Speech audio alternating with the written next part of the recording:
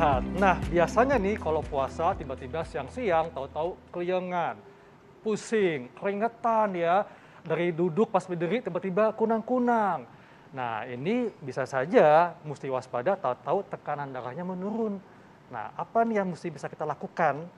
Nah, itu Intan, dokter. pernah Kira-kira nggak itu Intan bisa alami hal nggak seperti sih, ini? Dok? Kenapa, dokter? Pernah nggak Intan alami hal seperti ini? Sering banget, dokter. Apalagi kalau lagi puasa kayak gini Ah. kan, tiba-tiba keliengan, terus abis itu kunang-kunang. Apalagi Iya. kalau bangun tidur, kalau misalnya dari duduk berdiri, kayak gelap gitu, dokter. Betul. Nah, ini tuh bisa dicegah nggak sih, Dok? Atau misalnya kayak dikurangin, kalau udah terjadi di atas ini gimana? Tapi tetap nggak membatalkan puasa, bisa nggak ya, dokter? Nah, itu dia. Makanya kita hadirkan Dr. Firlinanda, spesialis penyakit dalam. Siang, Dok, apa kabar? Halo, selamat siang Dokter Halo, Eka. dokter. Halo Mbak Siang. Intan. Dok, ini permasalahan di masyarakat, Dok Iya. ya. Fakta atau mitos, katanya berpuasa bisa membuat tekanan darah menjadi stabil dan baik. Oke. Tapi kenyataannya ada sebagian orang yang justru malah keliengan, kunang-kunang, pusing. Nah, ini fakta atau mitos, Dok. Kalau puasa bisa membuat tekanan darah menjadi lebih baik dan stabil. Ya, oke Dok. Kalau itu sih fakta. Oh, fakta ya. Fakta, Fakta, jadi dokter. fakta. Jadi gini, maksudnya stabil itu kan ada pasien yang dengan hipertensi, ada Iya. orang yang dengan hipertensi, ada orang dengan hipotensi.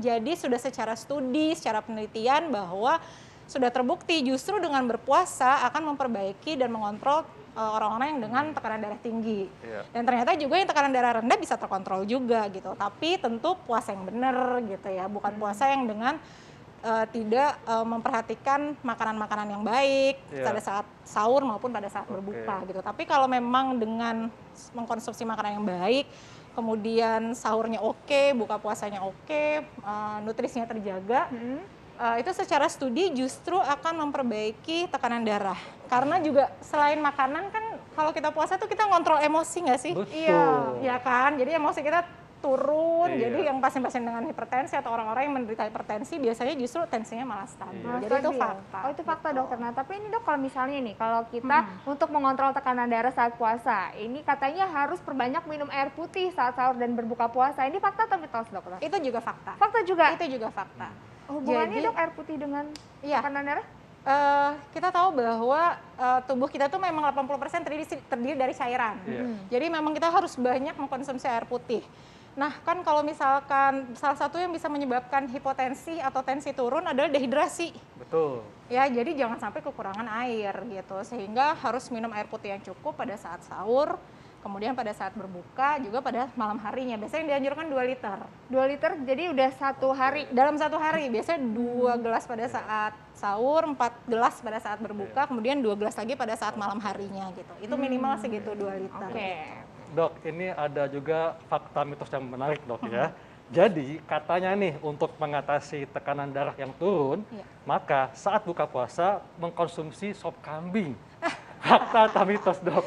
Itu baru mitos. Itu mitos, dokter. Itu mitos karena jadi gini, kasihannya si kambing selalu disalahkan atau selalu dibilang naikin kolesterol lah, naikin Naikin tensi tekanan lah. Iya, karena sebenarnya gizi yang terkandung dalam daging kambing maupun daging sapi itu sama. Oke. Sama, jadi juga tidak menyebabkan bahwa kalau kita konsumsi daging kambing saja itu yang menyebabkan, karena tidak, mereka mempunyai gizi yang sama dari segi lemaknya, dari segi air yang terkandung di dalam dagingnya gitu. Malah justru si kambing ini mempunyai struktur lemak yang jauh lebih berkurang gitu dibandingkan daging-daging merah lainnya gitu, sehingga kalau misalkan makan daging kambing akan meningkatkan tensi, tidak, itu adalah jadi mitos. Jadi itu nggak bener, dokter ya? Nggak benar. Nah, tapi dokter tuh biasanya kan kalau misalnya puasa kan keliengan ya, dokter ya, suka kayak kunang-kunang, gelap apa segala macam. Itu sebenarnya yang turun tensinya atau gula darahnya yang turun, dokter? Tapi jangan dijawab dulu, dokter. Kita temukan jawabannya sesaat lagi, tetap di Hidup Sehat. Pemirsa, ternyata tekanan darah itu nggak bisa disamaratain ya ke semua individu ya, dokter Haikal. Ternyata beda-beda Betul banget, dari tergantung usianya, dan juga kalau saat pengecekan harus diperhatikan. Nah, tadi dokter, ini ada juga yang belum terjawab tadi ya, dokter ya. Ini kan kalau siang-siang lagi puasa tuh suka keliengan, terus suka kayak terasa gelap. Nah, itu sebenarnya yang turun tuh tekanan darahnya atau gula darahnya, dokter? Oke, itu sih sebenarnya bisa dua-duanya ya, karena gejala tekanan darah turun dan gejala gula darah turun tuh bisa hampir mirip, sama-sama keliengan, terus sama-sama bisa sampai keringat dingin gitu ya, terus malah bisa sampai pingsan gitu. Jadi itu bisa dua-duanya, maka dari itu harus dievaluasi tuh, harus diperiksa sebenarnya mana sih yang turun.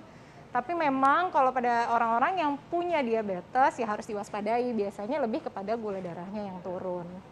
Oh, jadi ya emang ada tanda-tanda tertentunya dokter ya, dan harus diperiksa benar-benar. Harus dipastikan dan diperiksa benar-benar gitu kalau memang keliengan. Oke. Nah dok, ini ada juga dok di masyarakat fakta mitos yang terkait dengan gula darah yang turun ya, Iya. dan juga tekanan darah. Nah pada saat menjalankan puasa dan gula darah kita tiba-tiba turun, tidak dianjurkan untuk berolahraga. Iya. Fakta atau mitos dok? Fakta, itu fakta benar, karena sebenarnya terlepas dari lagi puasa atau enggak pun, kalau misalkan kita dapat kondisi gula darah turun nih, drop ya tadi kan, kayak bisa kelayangan, bisa pusing, ya memang tidak disarankan untuk beraktivitas gitu. Jadi harus dinaikin dulu gula darahnya gitu, karena kalau misalnya udah gula darahnya turun terus aktivitas maka bisa jatuh ke kondisi yang berat kan. Sedangkan kita harus hati-hati banget kalau gula darah turun, itu kan memberi asupan ke otak nih. Gitu loh, bahaya banget, karena begitu otak kekurangan gula ya udah bisa jatuh, bisa kolaps, bisa pingsan gitu. Jadi memang tidak disarankan untuk berolahraga atau beraktivitas. Oke, jadi nggak boleh dokter ya? Tidak Mau disarankan. pada puasa ataupun tidak puasa juga Iya, nggak boleh. kalau gula darah turun, no, jangan aktivitas, Oke. naikin dulu gula darahnya. Ya, nah dokter, ini kan kebetulan kita lagi berpuasa ya dokter ya. Tapi kalau seandainya selama berpuasa ini tekanan darah ataupun gula darah itu menurun, katanya cara mengatasinya saat berbuka itu meminum madu dan juga teh manis. Ini fakta atau mitos dokter? Itu fakta. Fakta. Itu fakta, karena terkait gula darah nih ya, gitu kan tadi juga udah disampaikan kan ya sebelumnya, bahwa kalau kita konsumsi makanan yang manis, makanya disarankan untuk yang berbuka yang manis itu, karena begitu kita konsumsi gula darah akan langsung naik gitu. Termasuk kan madu, teh manis itu kan mengandung gula ya, jadi sehingga kalau pasien dengan gula darahnya turun, orang dengan gula darahnya turun, konsumsilah yang manis begitu, karena konsumsi naik dia akan segera menaikkan gula darah. Oke. Dok, ini kan cukup dilematis dok ya, karena misalnya nih jam buka puasa masih lama, Oke. tapi tiba-tiba badan itu keliengan, pusing, keringetan. Nah ini bagaimana dok tipsnya supaya tidak terjadi hal-hal yang tidak kita inginkan dan kita masih bisa melanjutkan puasa dok? Oke, kalau gitu tipsnya pertama mencegah dulu nih ya kan. Kalau mencegah tadi, jadi pada saat sahurnya perhatikan konsumsi makanannya. Minum air putih yang banyak, terus kemudian konsumsi makanan-makanan yang tentu dengan serat yang baik, karbohidrat yang cukup, protein yang cukup gitu. Terus tapi misalkan tiba-tiba tetap nih di tengah-tengah kelayangan, ada apa nih gitu. Nah itu pastikan dulu sebenarnya, periksa dulu nih, yang turun apa? Apakah itu darah tinggi, tekanan darah yang turun, ataukah gula darahnya yang turun. Jadi pastikan dulu itu apa. Kalau ternyata memang tekanan darah turun, kalau memang masih kuat beristirahatlah. Gitu, jadi ya beristirahatlah supaya puasanya nggak batal gitu. Jadi beristirahatlah, stop beraktivitas.